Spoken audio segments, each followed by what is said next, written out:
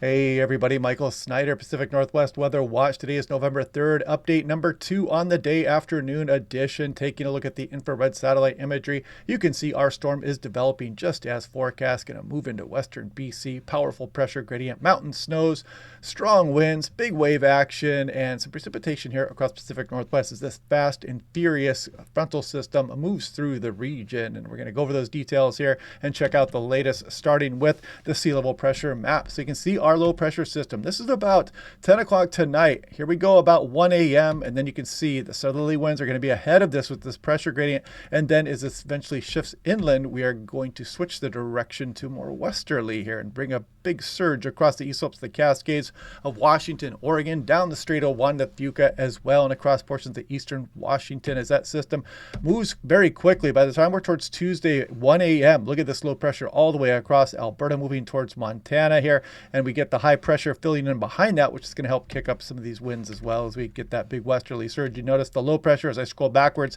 and then you can see the pressure rise in the wake of that system there, and then we're probably going to get a couple days break here, but we'll talk more about that here at some point, maybe tomorrow or the following day. Looking at the accumulated 10 meter max wind gusts, this is hot off the presses, the NAM 3 km 18Z. Put this into motion, and you can see the winds start to approach the coastline as we move through very early tomorrow morning. This is about 4 a.m. You can see the winds out of the southeast across the Sailor Sea, Strait of Georgia, Vancouver Island, off the coastal areas, and you see them start to pick up across Whidbey Island, maybe from Skagit, Whatcom County. The gusty southerly winds start coming up the Puget Sound, little tongue twister there, and you can see the winds really picking up on the coastal areas. We go towards 7, 8 a.m. as well. Some 50 plus mile per hour gusts cannot be ruled out. Look at that, Seattle 41, Olympia, Tacoma 39, and then we start getting a bit windier there about 9 a.m. Look at that, 43, 48 for Tacoma, 43 for Seattle. And some strong winds are incoming here for the east slopes of the Cascades, especially across the higher terrain. So be prepared for this. We got some big gusts, could be in excess of 60 miles per hour. We do have high wind warnings out. I'll show you that here in a moment. And taking a look at Seattle National Weather Service, again, we have storm warnings down the Strait of Juan de Fuca towards Whidbey Island. We have high wind warnings, as you can see in the orange. The brown here, those are wind advisories. Seattle's still not with a wind advisory. That could still get upgraded, so keep checking back on your National Weather Service page. We also have high surf advisories for the coastal areas. We have high wind warnings. You can see the high wind warnings for some of the east slopes of the Cascades. We have winter storm warnings, winter weather advisories, beach hazard statements. We got all kinds of stuff. Classic November strong storm system moving in. And if I click on this, Seattle National Weather Service, you can see they've forecast some of the highs around the area. And this may be a little bit conservative for some of the region here across the central Puget Sound. But again, a pretty blustery system rolling in. And this is looking at the Cascades. Look at Stevens Pass, over a foot, maybe a foot and a half. Snoqualmie Pass, much less. The snow level is going to be right around 3,500 feet. Snoqualmie is about 3,000 and Stevens Pass is 4,000. And you can see here on their graphic, they're saying 4,000 feet. So definitely take I-90 if you can versus Highway 2, and White Pass, a bit more snowfall as well. You can see no lower elevation snowfall forecast with this. Blewett Pass, generally less than an inch. Going to be some rain shadowing going on there. But those amounts pick back up once you get out towards the Idaho Panhandle. Look at Lookout Pass, 8 inches to 12 inches. Kellogg, maybe right around an inch or so. So be prepared for the winter driving conditions across the higher terrain and also the gusty winds.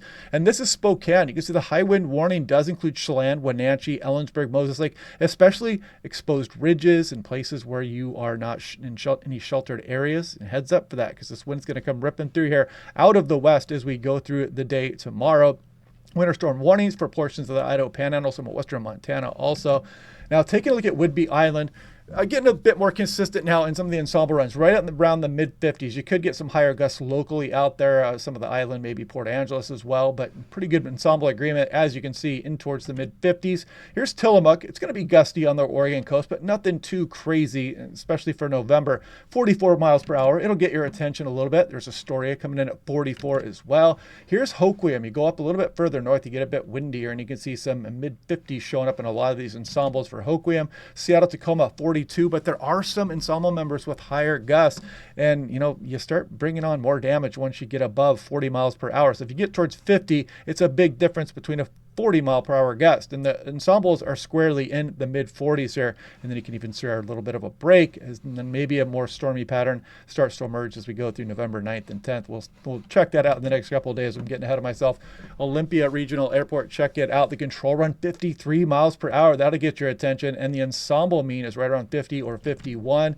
Bellingham, look at this. 50, 51, ensembles into the mid-50s squarely. So yeah, give me some blustery conditions out there. Here is Port Angeles. Look at this, 57 in the control and some upper 50s in the ensemble means. A very windy period coming up out of the west for portions of the Strait of Juan de Fuca.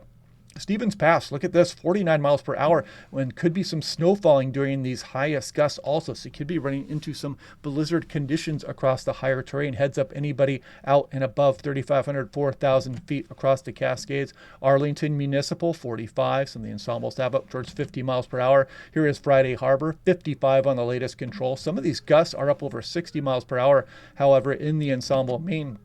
Looking at Green Lake, this is actually east slopes of the Cascades, off to the east of Mount Rainier. And look at some of these wind gusts rolling through. So if you're across the higher terrain, across the Naches, higher terrain west of Yakima, for example, watch out for these very strong winds. This kind of wind can do tree damage.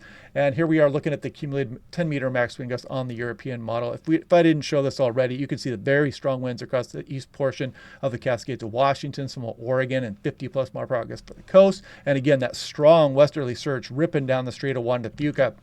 Now, this is where we are wave height action as of right now. Isn't it pretty decent waves in the coastal areas?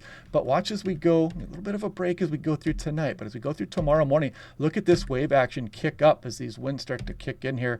And we're going to kick some big wave action down the Strait of Juan de Fuca as well. And you can kind of see that bump in the waves that's going to be occurring on the day Monday with those windy conditions. I've scrolled out here to about Friday morning, and you can see there is going to be some rain shadowing across the Central Sound. So highest amounts across the higher terrain, British Columbia, Cascades, and you can see the rain shadowing for portions east as well. It's a pretty fast-moving frontal system. Here we go. Total snow in inches. National Blended Models. Again, Snoqualmie Pass, not near as much as what Stevens is going to get. And some of the higher passes, big amounts incoming. Paradise, Mount Rainier, a lot of snowfall. And you get a few inches across the Oregon Cascades, Blue Mountains, some of the Idaho Panhandle, and British Columbia as well. Now, quick look at the extended forecast. This is the system moving through tomorrow. And we get a little bit of a break here. You see that ridge reaching up across the area. Then we start to turn some more systems into the Pacific Northwest. We'll continue to watch that over the next few days.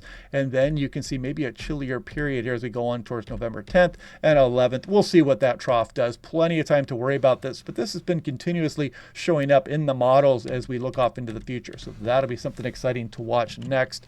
6 to 10 day. They did update this here for today. Below normal across a lot of the west and above normal Pacific Northwest. So yeah, I may be out chasing tomorrow. So there may not be a briefing, but I do plan on doing a live stream so you can catch me there as well.